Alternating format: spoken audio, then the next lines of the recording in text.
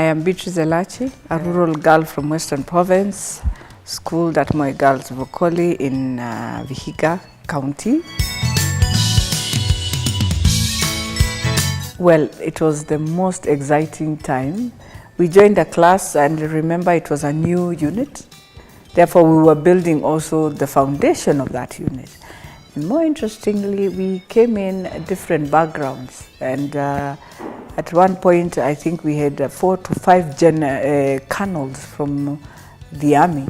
And you know, first of all, you look at their discipline, how they value their own institutions. And we learned a lot from them. But it was our class that we changed it into brothers and sisters. So even sometimes the lecturer will enter the class and wonder, am I in a class of different students or same family? Because now we would unite and either do together and we will follow up. It was a very interesting class because we would follow up, where are you? If we miss you 3 or 4 times, we start looking for you. And we used to have our own sort of get together once in a while, just to know where are you, what are you doing, what do you have. And I think we've walked all of them, that class. I doubt whether we have any of them who is out without a job. And that's the most important thing. Those who didn't have moved. Most of them, we've encouraged them, they are now doing their masters. So we thank God for that class.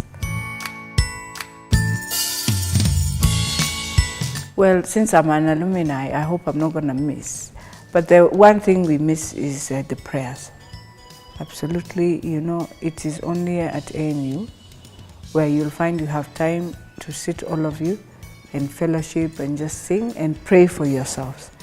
But most of the time when you go to other campuses, one prays and you're finished and you're done. It's not like a fellowship where you hear the word and make it your own way of doing things. Make it a value that you must do this before you start anything. Even when we're doing exams, there's not many places where you find people remembering that you have to pray just for your own exams. So that's one attribute I will always, and which I have borrowed going forward, that in everything we do, it's always good to put your Father first before you start.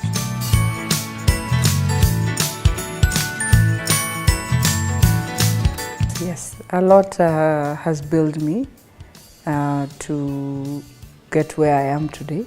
I think it's because of how you look at things happening. You look at Prof and you admire. And one of the things I have realized is that anything that a woman touches from scratch, from foundation, it flourishes so well. So those are some of the things we say we are borrowing from her and many other women that we have seen move ahead. Well, the first challenge is men will always wonder, how have you taken our space? And it's a very big challenge. And then you will always face the challenge of people wanting to know, who are you? What's your family? What do you do? You know, in the men you are more better. Nobody will ever ask you those things. And they don't even care. But for you, a woman, and that's why we have so many challenges in trying to ensure. And also the society looks upon you to be very different from the man. So when you're within this leadership, especially at one level, society now looks at you, wants to scrutinize you.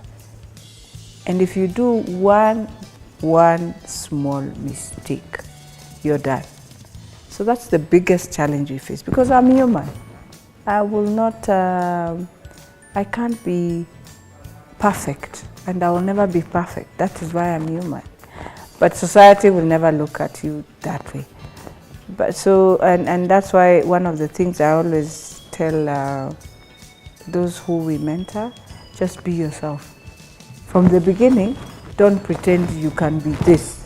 Be yourself. You will move in, you will progress. And when I have done wrong, I've always said it is for me to apologize and move on. I mean, I'm human.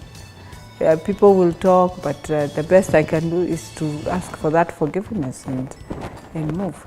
Yeah. But it's the biggest challenge when you're in leadership position. Very. People will say, some will say you